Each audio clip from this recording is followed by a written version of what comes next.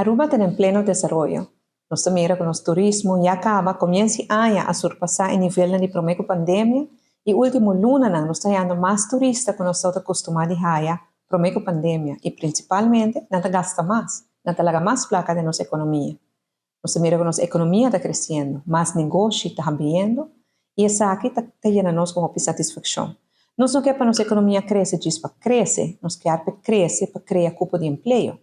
O salário não digno para nos mami e tata na família por cobrir o gasto e manter a família. E é hecho que o último luna nan miles de mama e tata de família a trabalho algo que nós hobby contento com ele.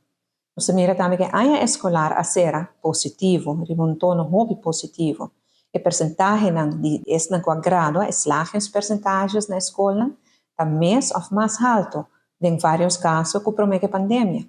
Sei que com os jovens começaram a luta durante a pandemia, está bezig a slag e obteniendo um diploma, e isso é algo que para nós é hobby importante. Pois Aruba está em pleno desenvolvimento. Vamos seguir que o desenvolvimento positivo aqui. Nós todos sabemos que Aruba é uma isla bendicionada.